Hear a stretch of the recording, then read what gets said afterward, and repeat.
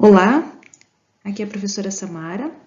Vamos para mais uma aula da disciplina de tratamento de águas residuárias, na qual veremos sobre os sistemas de biomassa fixa.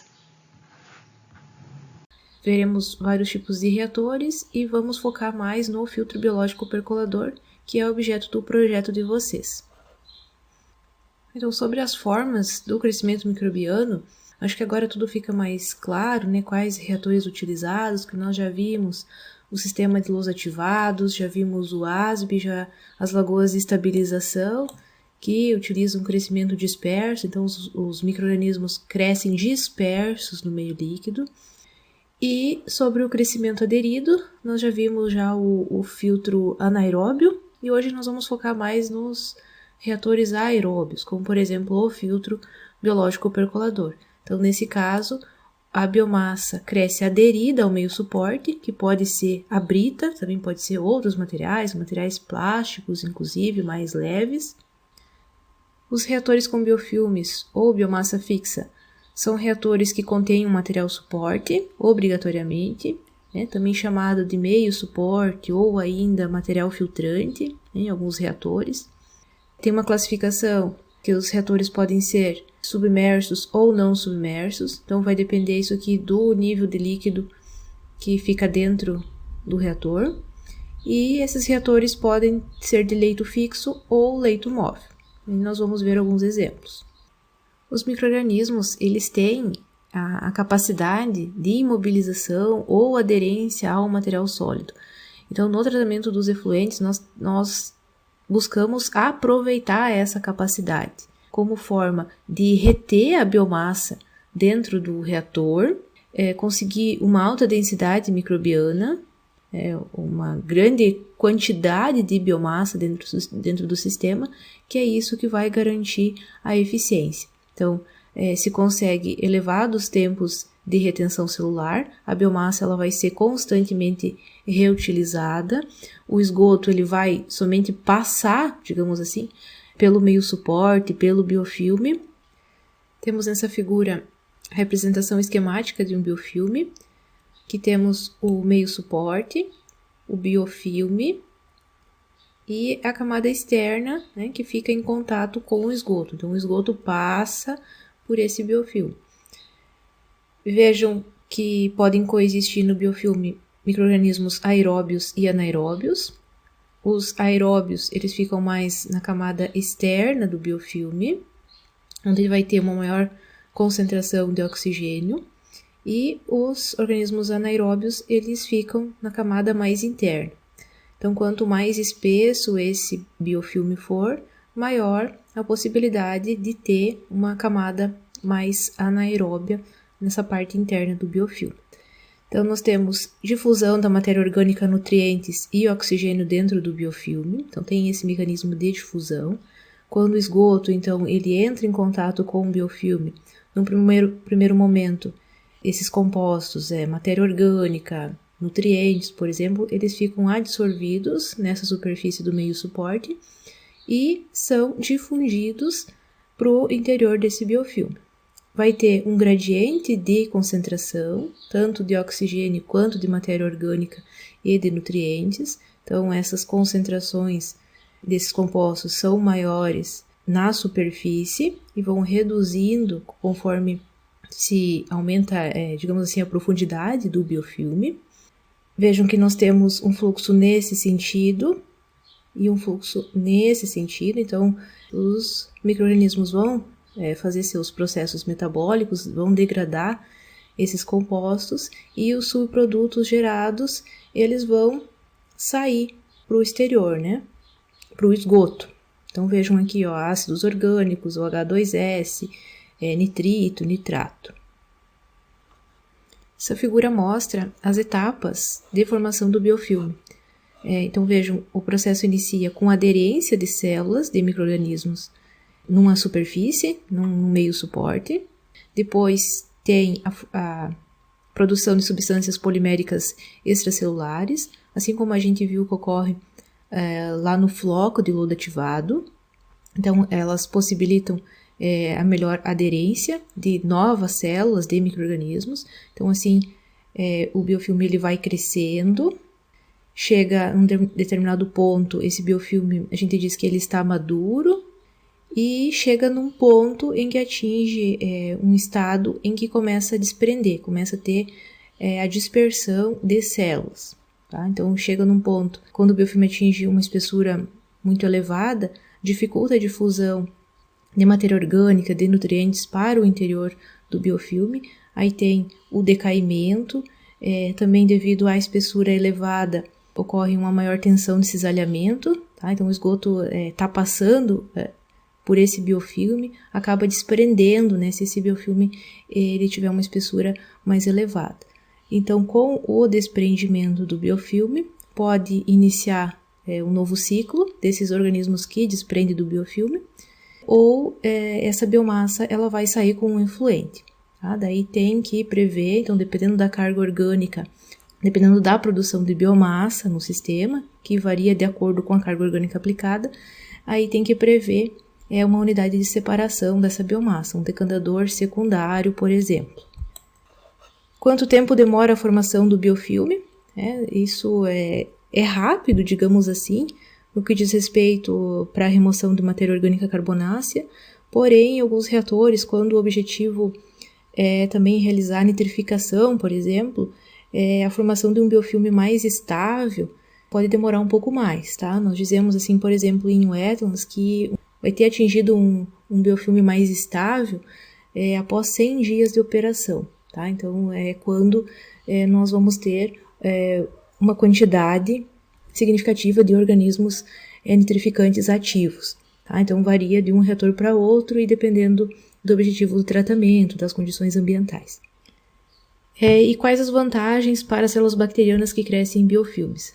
Tudo tem uma razão. Por que os organismos gostam de formar biofilme? Primeiro, porque eles gostam de viver em grupo, eles cooperam, tá? E, além disso, o biofilme serve como se fosse uma casa, tá? Então, no biofilme, os micro-organismos eles ficam mais protegidos dos fatores ambientais externos. Vamos comparar os reatores com crescimento disperso e com crescimento aderido, no que diz respeito ao TDAH e o tempo de retenção celular. No crescimento disperso, nós temos o TDAH igual ao tempo de retenção celular. Então, como vocês viram no sistema de Lagrange estabilização, por exemplo, isso aqui com exceção ao sistema de Lagrange ativados, quando se utiliza a recirculação. Então, a recirculação permite um tempo de retenção celular maior, né, uma idade do lodo maior, né, então é possível operar o reator com tempos de tensão hidráulica menores. Consequentemente, volumes de reator necessários também são menores. Já no crescimento aderido, o tempo de tensão hidráulica ele é menor que o tempo de retenção celular. Isso porque as células, a biomassa fica aderida ao meio suporte e é continuamente reutilizada. Então, essa é a grande vantagem de utilizar reatores com crescimento aderido. Naturalmente, você tem um tempo de retenção celular maior que o tempo de retenção hidráulica. A velocidade de remoção do substrato é maior nos reatores com biofilme, devido à maior concentração de biomassa ativa. O biofilme geralmente é mais espesso que o floco, então isso possibilita a coexistência de micro-organismos aeróbios e anaeróbios. Então, se a espessura é maior, lá na parte mais interna do biofilme vai possibilitar o desenvolvimento de organismos anaeróbios. Tem também a separação entre as células, que ficam fixas na fase sólida, e substrato, que fica na fase líquida, e isso reduz os requisitos de clarificação posterior. E os micro-organismos são continuamente reutilizados. Quanto ao meio suporte, diversos materiais podem ser utilizados, entre eles pedregulhos, cascalhos, pedras britas, que muito utilizadas, areias, também principalmente nos filtros, filtros de areia, valas de filtração, wetlands construídos também utiliza muito areia, escórias de fornos de fundição, plástico, PVC, também várias formas, vários materiais também que tem patente, tá? Tem muita coisa disponível hoje. A escolha do material vai depender de vários fatores, tem que ser um material inerte, né, que não vai ter degradação dentro do reator, dependendo da disponibilidade do material na região, você não vai utilizar um material que não esteja disponível, porque daí o custo vai ser muito elevado de transporte, de montagem também. E além disso tem que considerar as propriedades, o peso do material, né, que vai influenciar na estrutura do reator. Então o reator tem que suportar o peso desse material do meio suporte. Superfície específica do meio suporte também é muito importante, porque é onde a biomassa vai ficar aderida. Então quanto maior essa superfície específica, melhor. E o coeficiente de vazios também é muito importante. Então tem que ter espaço para o efluente e tem que ter espaço também para a circulação de ar. Então isso principalmente é importante no caso dos sistemas aeróbios. Dentre as principais variantes, principais tecnologias que utilizam o crescimento aderido, estão os filtros biológicos percoladores, os biofiltros aerados submersos, os biodiscos, e temos biodiscos aeróbios e biodiscos anaeróbios, os reatores de leito móvel, também chamados MBBR, os filtros anaeróbios, que nós já vimos, os sistemas de disposição no solo, as rampas de escoamento, por exemplo, e os wetlands construídos. Sobre filtros biológicos percoladores, vou deixar mais para o final desse vídeo, que daí a gente fala um pouco sobre o dimensionamento também. Os biofiltros aerados submersos, então são tanques que utilizam meio suporte, preenchidos ou com areia, ou com brita, ou com outro material inerte, pode-se utilizar plástico também, PVC e outros materiais. O próprio nome já diz tudo, né? Biofiltros aerados submersos. Biofiltro, então, é um tratamento biológico. Então, o meio suporte serve para aderência de micro-organismos, então tem formação do biofilme. E, além disso, tem um mecanismo de filtração. Tá? Ocorre a filtração nesse material enquanto o esgoto passa. São reatores aerados. A aeração é feita pelo fundo, geralmente por sopradores de ar, e são submersos, ou seja, o meio suporte fica submerso. O fluxo de ar e o esgoto e de esgoto é contínuo. Tem introdução de energia para aeração. Nesse sistema é necessário realizar lavagens periódicas, tá? Isso significa interrupção do processo em alguns momentos. Isso vai depender da colmatação do meio suporte, vai depender das condições operacionais. Então, por exemplo, a cada 3 dias ou uma vez por semana, por exemplo, é necessário fazer uma lavagem para remover o excesso de biomassa. É recomendado que a interrupção do processo para a lavagem seja feita em períodos de pequena vazão, né? Você não vai fazer a lavagem, interromper o funcionamento da unidade em horários de maior vazão, né? Então, sempre em horários de vazão baixa. Essa lavagem, ela é feita com um efluente tratado, tá? Então, se pega a parte desse efluente e se utiliza quando necessário para fazer a lavagem. E aí se faz essa lavagem em sentido contrário ao do fluxo do esgoto. Então, se deixa o soprador de ar ligado e se joga efluente, tá? O efluente tratado dentro do filtro para remover esse excesso de biomassa.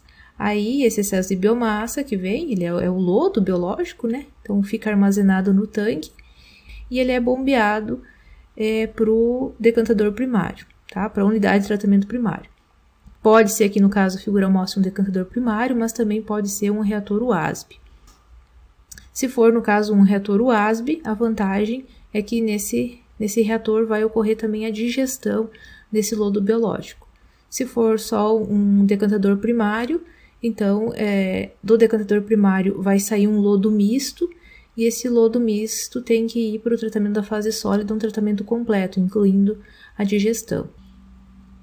Ou então, o lodo de lavagem dos biofiltros é recolhido em tanques de estocagem, e depois, no horário fora do pico de vazões, horários de pequena vazão, esse lodo é bombeado para clarificação no decantador primário, né? Ou podendo ser também um reator UASB. Sobre os biodiscos aeróbios, nós já vimos na aula anterior biodiscos anaeróbios, né? Lembram? Eu falei para vocês que no caso dos biodiscos anaeróbios, os discos são colocados em tanques fechados e se evita a exposição desses discos ao ar. Então a maior parte desses discos fica submersa no meio líquido. Nos biodiscos aeróbios é diferente. Aqui se quer expor esses discos ao ar, tá? Se quer fornecer oxigênio para esse biofilme. Tá? Então o biofilme ele fica aderido nos discos. Esses discos são o meio suporte. Nessa figura aqui dá para ver melhor. Geralmente se utiliza discos de plásticos de baixo peso. Esses discos eles vão ficar em movimento. Os micro-organismos que passam através da água residuária, então não é o esgoto que vai passar através do biofilme, como nos demais reatores. E só para vocês terem uma ideia sobre o tamanho desses discos, eles geralmente em diâmetro, assim, eles não ultrapassam os 4 metros. Então, se tem uma grande evasão a ser tratada, você vai ter um tanque com maiores dimensões, com uma maior quantidade de discos, mas o diâmetro dos discos então tem uma limitação, né? Normalmente são discos de 2, 3 metros, 3 metros e meio. Aqui temos a configuração mais usual utilizada, em que se emprega biodiscos no tratamento secundário, então no pós-tratamento de efluente de decantadores primários ou de tanques sépticos ou ainda de reatores UASB. Então, o biodisco é parte do tratamento biológico, então aqui se consegue a remoção da matéria orgânica carbonácea, também é possível a nitrificação, então é um processo aeróbio, no caso dos biodiscos aeróbios.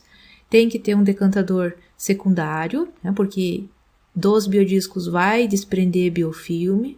Então, essa biomassa necessita de uma separação. Aí se tem um efluente mais clarificado, né, que vai para o corpo receptor. Quais são as finalidades dos discos? Servir de superfície para o crescimento da película microbiana, então como meio suporte. Promover o contato dessa película microbiana com o esgoto. Manter a biomassa desgarrada, né, que desprendeu dos discos em suspensão nos esgotos, naquela parte inferior do tanque, promover a aeração do esgoto, então é o movimento dos discos que promove o contato do biofilme com o ar e também a aeração do esgoto que fica na parte inferior, então é esse movimento, a mesma coisa que acontece com os aeradores superficiais de losativados, né? Então é esse movimento na massa líquida que acaba trazendo o ar atmosférico para dentro do líquido. E a principal utilização é para pequenas comunidades. Então, como eu falei para vocês, como tem uma limitação do tamanho dos discos, do diâmetro dos discos, para grandes comunidades, então exigiria muitos discos, então um tanque muito grande. Então, por isso a principal utilização é para pequenas comunidades. Sobre os filtros anaeróbios, nós já vimos em uma aula, mas não custa nada fazer uma revisão. Os filtros anaeróbios são muito utilizados no tratamento descentralizado dos esgotos, principalmente de nível individual, né, tratamento dos esgotos de residências, também de pequenas comunidades. É uma tecnologia muito utilizada no pós-tratamento de efluentes e tanques sépticos, então nós vimos que tem um NBR que trata especificamente sobre os tanques sépticos, que é a NBR 7229 de 93, e daí tem uma NBR, a 13969 de 97, que trata sobre as possibilidades para tratamento complementar de efluentes e tanques sépticos, né, que inclui os filtros anaeróbios. Então lá vocês vão encontrar orientações para projeto dos filtros anaeróbios. Nos filtros anaeróbios, então, se tem uma remoção complementar de matéria orgânica. Então, lembrem que os tanques sépticos eles são pouco efetivos na remoção de matéria orgânica. A remoção de DBO varia de 30% a 35%. Então, precisa de um tratamento complementar. Nos filtros anaeróbios, tem-se condições anaeróbias, né, que se consegue com o afogamento, e tem-se uma elevada carga de DBO, uma carga orgânica. Então, são duas condições que possibilitam o tratamento anaeróbio. A desvantagem, como qualquer outro reator anaeróbio, é que a eficiência geralmente é inferior à dos demais processos aeróbios. Então, o tratamento anaeróbio é um processo mais lento, também extremamente dependente da temperatura.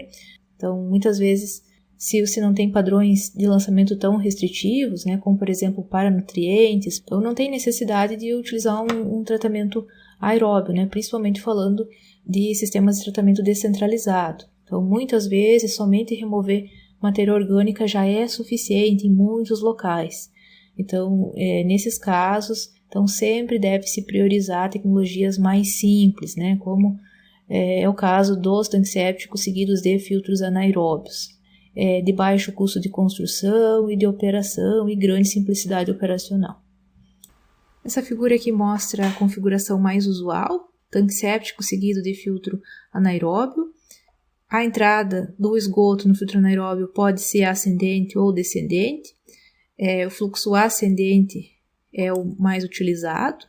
Vejam que o lodo já sai estabilizado, digerido, tanto do tanque séptico quanto do filtro anaeróbio. Isso simplifica muito depois o tratamento desse lodo. Então, no caso de residências, de comunidades isoladas, geralmente vem uma vez por ano, cada 2 anos, conforme a demanda, vem um caminhão limpa-fossa e recolhe esse lodo e encaminha para o tratamento. É como deve ser, ao menos, Então, apesar desse lodo já sair estabilizado desses reatores, ele ainda precisa um tratamento, precisa, no mínimo, uma desidratação, O efluente do filtro anaeróbio, que a figura está mostrando, vai por um corpo receptor, que no caso aqui está mostrando um rio, mas também pode ser utilizado o solo, Então, é o que tradicionalmente se utiliza. Então, após o filtro anaeróbio, se coloca ou um sumidouro ou uma vala de infiltração e esse esgoto tratado, então, infiltra no solo. Então, se aproveita também a capacidade do solo para o tratamento. Claro, tudo depende do local, Também tem a possibilidade de lançar esse efluente tratado na rede de drenagem. Tudo depende do local, da legislação local. São vários fatores que vão determinar qual que tem que ser a forma de disposição final do efluente tratado. É um sistema simplificado, muito simples, na verdade, de baixo custo, mas que necessita manutenção regular. Então, se não for feita a manutenção no caso, remoção do lodo quando necessário. Se não for feita a remoção do lodo, esses reatores, tanto o tanque séptico quanto o filtro anaeróbio, eles vão servir simplesmente como caixa de passagem, Não vai ter tratamento conforme esses reatores foram projetados. Então, muito importante, manutenção regular. São unidades simples, mas que necessitam manutenção, Ela não pode ser negligenciada. Disposição controlada no solo. São sistemas empregados, então, no pós-tratamento de efluentes anaeróbios. Pode ser um tanque séptico, pode ser um reator UASB, pode ser também um decantador primário, Aí, o efluente que sai dessa unidade, ele vai ou infiltrar no solo, seja por infiltração lenta, infiltração rápida, infiltração subsuperficial, ou vai escoar sobre esse solo, com a declividade adequada, que daí são as rampas de escoamento superficial. Aí nós vamos ver isso melhor numa próxima aula, vamos ver sobre essas tecnologias. O que eu queria falar para vocês aqui? Por que a disposição controlada no solo é classificada dentro dos sistemas com biomassa fixa, um crescimento aderido, onde se tem formação de biofilme. O biofilme, ele vai se desenvolver nas raízes das plantas, e também na matriz do solo. Então, por isso, essa classificação. E os wetlands construídos também são sistemas que utilizam biomassa fixa, Se utiliza um meio suporte, geralmente se utiliza brita ou areia, por exemplo, brita 1, brita 0, areia, no caso da areia se utilizam areia grossa. São sistemas, como vocês podem ver na figura, que utiliza plantas. As plantas têm um importantíssimo papel no tratamento. O tratamento é feito principalmente por micro-organismos, mas as plantas também têm um papel fundamental. E um desses papéis é possibilitar uma grande área, né, nas raízes, nos rizomas, para aderência de micro-organismos, para a formação de biofilme. E só para adiantar, para quem já começou a fazer o projeto, temos diversas modalidades de wetlands construídos.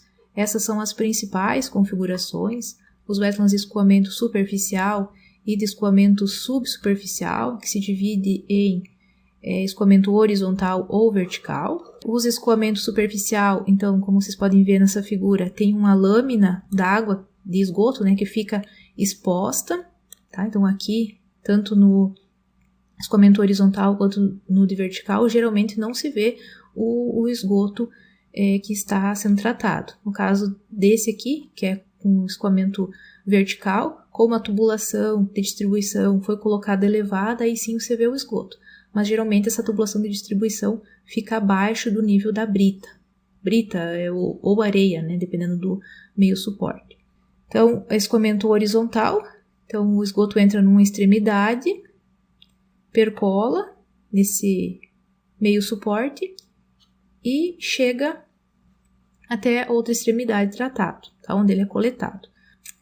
Os de escoamento vertical também, assim como tem tubulação de distribuição na parte de cima, também vai ter uma tubulação de drenagem no fundo, que aqui dá para ver. O escoamento é vertical e, nesse caso, o fluxo de esgoto se dá de forma intermitente. Então, se tem alimentação em alguns horários por dia, então períodos curtos de alimentação seguidos de longos períodos de intervalo entre os pulsos, bateladas. Então, aqui o objetivo é proporcionar condições aeróbias. Então, aqui o objetivo é remover matéria orgânica carbonácea e também conseguir a nitrificação. Aí tem outras variantes que também possibilitam a desnitrificação. Pois, numa aula específica, nós vamos conversar mais sobre isso. Outro tipo de reatores com crescimento aderido são os reatores de leito móvel, os MBBR. Esses são reatores em que se coloca materiais plásticos, materiais com tamanho bem pequeno, com baixa densidade, e esses materiais, então, eles ficam móveis dentro do reator, devido à mistura. Essa mistura, então, se consegue com aeração, como nós vimos no caso dos ativados, e também com misturadores. Aí, nesse caso, se tem dois tipos de crescimento da biomassa: tem-se o crescimento disperso, no meio líquido, e também se tem o crescimento aderido. Então, esses são também chamados de reatores híbridos, né? Dá para dizer, uma evolução do processo de louros ativados, né? É uma forma de melhorar o desempenho de reatores de louros ativados já existentes, né? Quando essas estações de tratamento já estão sobrecarregadas, né, em termos de carga orgânica afluente, já não estão dando conta do recado, né, de atender aos padrões aos padrões de lançamento da legislação, né? E a vantagem é que quando se tem leito móvel, se pode dispensar a recirculação do lodo, né? Porque a biomassa vai ficar aderida nesse meio suporte, vai ficar dentro do reator, então se consegue dessa forma elevar os tempos de retenção celular sem necessidade de recirculação. E também quanto à decantação secundária, muitas vezes a decantação não é necessária. Uma desvantagem dessa tecnologia é com relação ao custo, o custo de implantação, porque esses materiais plásticos, eles têm patentes, tá? E são poucas as empresas ainda hoje que fornecem esses materiais. Nós tivemos nos últimos anos um certo desenvolvimento de empresas brasileiras também entrando nesse ramo. Então é possível que no futuro se consiga reduzir o custo de implantação desses reatores, que facilitaria uma maior difusão dessa tecnologia. Então vamos para os filtros biológicos percoladores. Os filtros biológicos percoladores são uma tecnologia bastante interessante, bastante utilizada no país, ultimamente principalmente empregada no pós-tratamento de efluentes de reatores UASB, então por isso é tema do projeto de vocês. É um processo antigo também, vem sendo utilizado aqui no Brasil desde o início do século XX, então é uma tecnologia que passou por um bom desenvolvimento, muitas pesquisas foram feitas para a nossa realidade, para o nosso clima. Eu sempre gosto de perguntar qual que é a função de um filtro biológico percolador. Analisando o nome, o que vocês pensam? Então, é um reator onde ocorre percolação, né, do esgoto pelo meio suporte. E é um filtro, né? Então, predomina o mecanismo de filtração? Não é isso. O mecanismo de filtração até pode ocorrer, mas não é um mecanismo predominante. O mecanismo de tratamento predominante é a oxidação bioquímica, tá? Da matéria orgânica carbonácea. Por que não ocorre filtração? Porque se utiliza materiais com granulometria maior. Então, geralmente se utiliza a brita 4, geralmente, que é uma brita que tem um tamanho variando de 5 até 8 centímetros. Então, dá para dizer que não é um termo muito adequado, mas é um termo já consagrado e muito utilizado. Nesse sistema se tem alimentação contínua, tá?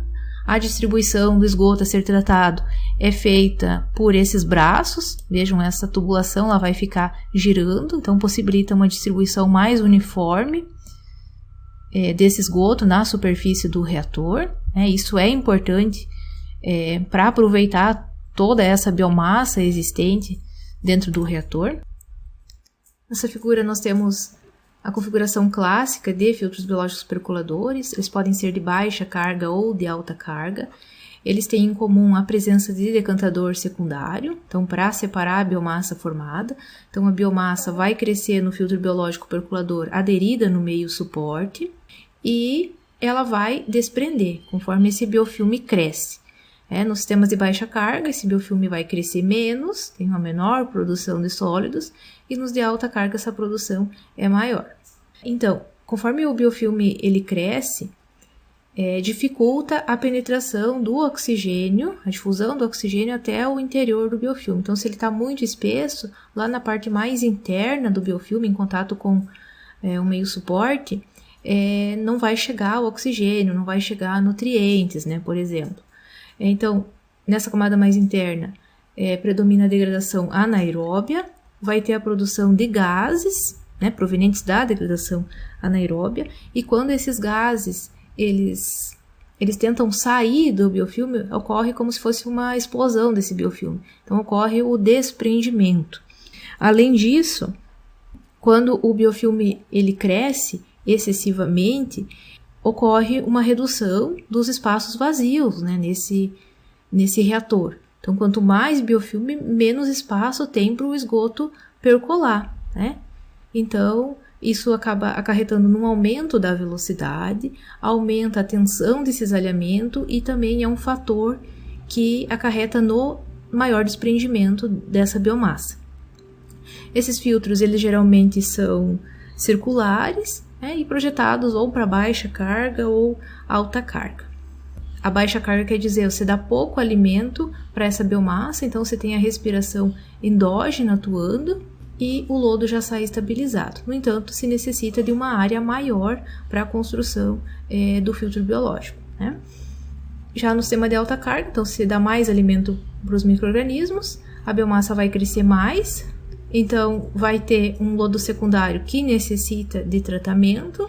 E vejam que aqui, nos filtros biológicos percoladores de alta carga, tem que usar a recirculação do efluente, tá? Então, o efluente tratado, que sai do decantador secundário, ele retorna para o filtro biológico. Depois nós vamos ver quais as razões de recirculação normalmente adotadas, tá? Então, nesse caso aqui, quando se utiliza antes do filtro biológico um decantador primário, o lodo também ele não é digerido, né, no decantador primário. Então, também vai necessitar do tratamento. Então, nesse caso, nos biológicos percoladores de alta carga com decantador primário ao montante, vai ter um lodo misto que vai para o tratamento da fase sólida, um tratamento completo, necessita de tratamento completo, inclusive com a digestão do lodo.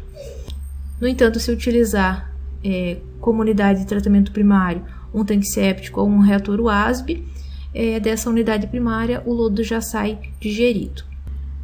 Aqui são fotos de uma estação de tratamento de esgoto para 90 mil habitantes, que se utiliza filtros biológicos percoladores, são 2 unidades, né, 2 filtros biológicos, Esses filtros estão no pós-tratamento de efluente de WASB. Então, o WASB não dá para ver aqui na foto, né? Tem 2 decantadores secundários, né? São esses aqui tem um e aqui tem outro. E aqui dá para ver de longe, né, os leitos de secagem. Então, seria o tratamento da fase sólida do lodo. Depois eu vou mandar um vídeo desse filtro biológico em operação. Tá? Vai dar para ver a movimentação desses braços, para vocês terem uma ideia, tá?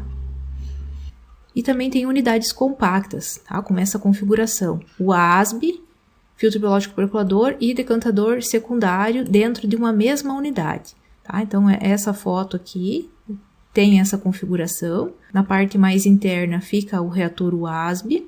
O efluente do WASB, ele vem para as laterais, onde tem o meio suporte, né? Então, o filtro biológico percolador. E o efluente do filtro biológico percolador cai no decantador, né? Que é essa parte aqui, então, externa, né? O lodo decantador secundário, o lodo que desprende aqui do filtro, ele volta aqui para o WASB, tá? Então, vejam que aqui tem uma bomba, faz esse retorno. Então, aqui no WASB ele volta para ser digerido, estabilizado. Aqui dá para ver também a saída do efluente tratado, né? Aqui na parte superior do decantador. Eu vou deixar aqui esse vídeo para vocês, esse link, que essa foto é do CEPTES, do Centro de Pesquisa e Treinamento, que se tem ao lado da ET Arrudas, que é uma parceria entre a UFMG e a Copasa, que é a concessionária de saneamento do estado de Minas Gerais, tá? Então, além dessa configuração aqui de reator, que é um sistema compacto, vai mostrar outras unidades. O CEPTES é uma Disneylândia, né? Para nós, nossa, tem muito reator. Tudo em escala de demonstração, né? Mas em escala real, né? Se você for pensar na aplicação no tratamento descentralizado para pequenas comunidades, então visando atendimento até 600 pessoas, por exemplo. Então tem reatores WASB, tem filtro biológico percolador, tem lagoas de estabilização, tem étans construídos, tem as unidades de tratamento de lodo. É um vídeo assim que está bem explicativo. Quanto às vantagens e desvantagens dos filtros biológicos, principalmente em comparação com sistemas de LOS ativados, como vantagens, nos filtros biológicos se tem menores requisitos de energia, porque a aeração ela pode ser feita naturalmente, então conforme o esgoto percola, tem-se a entrada natural do oxigênio atmosférico, não é necessário a aeração artificial. Os filtros biológicos têm uma operação mais simples e também manutenção, na verdade muito mais simples comparado com o sistema de LOS ativados. Também tem uma melhor recuperação a cargas tóxicas, né, por ter a existência de biofilme, como eu falei para vocês, o biofilme ele fica mais protegido. E como desvantagens, tem-se nos filtros biológicos percoladores uma maior dificuldade de remoção de nutrientes. Tá? Acontece a remoção de nutrientes, sim, principalmente do nitrogênio, tem nitrificação efetiva, né, principalmente nos filtros biológicos de baixa carga. Também se consegue certa desnitrificação, né, dependendo de como está o biofilme. No biofilme vai ter também regiões anóxicas que possibilita a desnitrificação. E além disso, o efluente dos filtros biológicos percoladores ele sai com maior turbidez em comparação com o efluente do sistema de LOS ativados. Nessa figura nós podemos ver as partes, componentes do filtro biológico, o meio suporte, o braço distribuidor que vai ficar girando normalmente, né? Vejam aqui embaixo fica o sistema de drenagem, né? Onde vai sair o efluente tratado. A entrada do esgoto que vai para esse braço distribuidor é feita pelo fundo, então ela vem, né, sobe e distribui na superfície. Então, o mecanismo de distribuição dos esgotos ele pode ser fixo ou móvel, geralmente é móvel. Quanto ao meio suporte, podem ser utilizados vários materiais. Se utiliza muito a brita, em alguns locais onde se tem disponibilidade também se utiliza muito a escória. E também se utiliza materiais plásticos. A vantagem dos plásticos é que daí se consegue utilizar maiores profundidades, né, para o filtro biológico. Quando se utiliza a brita, a profundidade não passa de 3 metros, geralmente. Quando se utiliza materiais plásticos, materiais mais leves, essa profundidade pode chegar a 12 metros, o que reduz muito a necessidade de área superficial, área para implantação no sistema. A seleção do meio suporte deve considerar o peso unitário, né? Então tem materiais mais pesados, materiais mais leves, que vai determinar a profundidade, a superfície específica, quanto de metro quadrado tem por metro cúbico de material, né? Quanto maior a superfície específica, melhor, mais biomassa vai ficar aderida. Coeficiente de vazios, também importante. Quanto ao peso específico, meio plástico, 30 a 80 kg por metro cúbico, contra 800 a 1.400 da pedra brita. Quanto à superfície específica, o meio plástico tem 80 a 500 metros quadrados por metro cúbico, contra 50 da pedra brita tradicional, né? Então, uma grande diferença. E quanto ao coeficiente de vazios, o meio plástico tem mais que 90% de vazios e a brita geralmente tem em torno de 50% de coeficiente de vazios.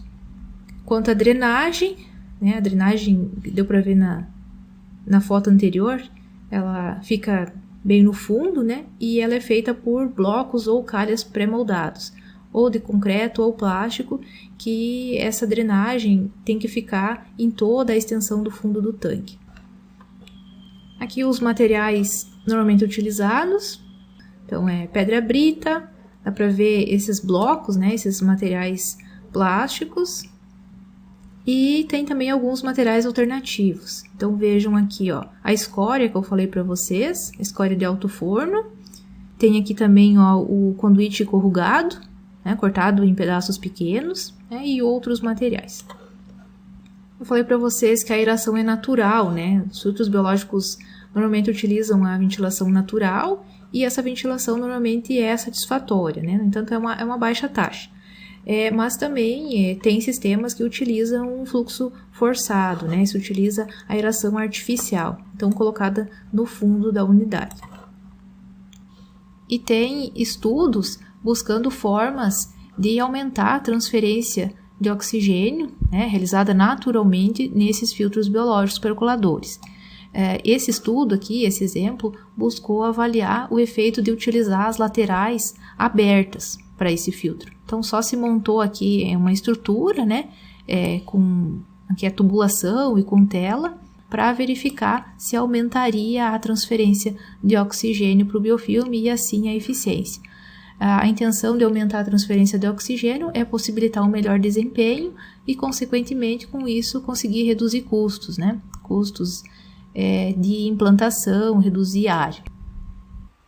Sobre o projeto de filtro biológico percolador, eu vou mandar para vocês o capítulo do livro do Jordão e Pessoa, que trata dessa parte de projeto. Então, inclusive, tem essa tabela no livro do Jordão e Pessoa. Então, eu vou fazer como eu fiz pro reator WASB, vou escanear e vou enviar para vocês no Moodle, tá? Então, vou mandar o link do Google Drive, onde eu vou anexar esse arquivo. Então, temos recomendações sobre o meio suporte a ser utilizado, né? No caso aqui, estabelece só 2 tipos, a pedra e o plástico. Tem recomendações quanto à carga hidráulica aplicada, metros cúbicos por metro quadrado por dia, quanto também a carga orgânica, quilo de DBO por metro cúbico dia, carga orgânica volumétrica, então. Então, a partir desses dados, vocês conseguem encontrar as dimensões necessárias para o filtro biológico percolador. Quanto à profundidade, também tem as orientações. Então, vejam que nos de baixa carga chega a 3 metros a profundidade, enquanto que nos de alta capacidade, com meio suporte plástico, pode chegar a 12 metros. Também tem as recomendações sobre razão de recirculação, tá? Nos de baixa capacidade não se utiliza recirculação, nos de alta capacidade se utiliza, razão de 1 a 3, e nos de intermediária pode ter ou não ter recirculação. Quanto à eficiência de remoção de DBO, também tem a faixa esperada, né? E quanto à nitrificação também. Nitrificação, ela é mais evidente aqui nos sistemas de baixa carga. Então, vocês viram na tabela anterior que tem uma razão de recirculação recomendada, então se adota a razão de recirculação e se precisa do fator de recirculação. Então, tem uma relação entre razão de recirculação e fator de recirculação. Vejam aqui essa fórmula, né, mostra como calcula, então, o fator de recirculação com base na razão. A razão de recirculação, nós já vimos até na aula de luz ativados, a relação entre a vazão de recirculação e a vazão afluente. Vazão de esgoto afluente à unidade. Aqui algumas características do material de enchimento, né, comparando pedra com plástico, quanto à área superficial específica, quanto à massa específica, quanto à porosidade, né, como a gente já viu antes. Nos filtros biológicos percoladores, então, não tem retorno de lodo, né, como tem no sistema de luz ativados. Por que não tem o retorno de lodo? Não é necessário, porque a biomassa já fica presente dentro do reator em grande quantidade. Então, ela fica fixa no meio suporte. Mas sim, é necessário recirculação de efluente, né, quando se utiliza os sistemas de alta carga. Baixa carga não é necessário. Por que então que é necessário a recirculação de efluente? A recirculação tem várias funções, né? Principalmente a recirculação vai aumentar o tempo de contato entre os micro-organismos e o esgoto que está sendo tratado, né? O esgoto ele vai só passar pela biomassa, então quanto mais chances de contato, melhor, vai aumentar a eficiência. A recirculação também vai diluir as cargas. Essa diluição é importante muitas vezes para alcançar baixas concentrações no efluente final, no efluente tratado, e também é importante quando se quer obter uma nitrificação mais significativa, porque ele tem aquela competição entre bactérias heterotróficas e autotróficas. Então, se a carga orgânica é muito alta, as nitrificantes perdem a competição, então o reator não vai ser efetivo na nitrificação. E o outro objetivo da recirculação também é reduzir odores. A recirculação também tem desvantagens, né? Por exemplo, a necessidade de utilizar bomba de recirculação. E, além disso, quando se utiliza a recirculação, o decantador tem que ter um volume maior. Isso porque ele vai ter que dar conta da vazão de esgoto, né, que está sendo tratada, mais a vazão da recirculação. Os decantadores secundários eles são dimensionados para uma determinada taxa de aplicação superficial, tá? Que é uma vazão por área que é recomendada. E os filtros biológicos percoladores são um sistema que pode ser utilizado em estações de tratamento de todo porte. Então, como a gente viu antes, estações compactas para pequenas comunidades, como também para grandes equivalentes populacionais. Aquela que eu mostrei na aula de reatores UASB para vocês, a ET-ONSA, né, que atende a 1 milhão de habitantes. É uma estação que contém reator UASB seguido de filtro biológico percolador. Então, só para vocês terem uma ideia. Quanto aos critérios de projeto, vocês têm que verificar as orientações da NBR 12209 de 2011.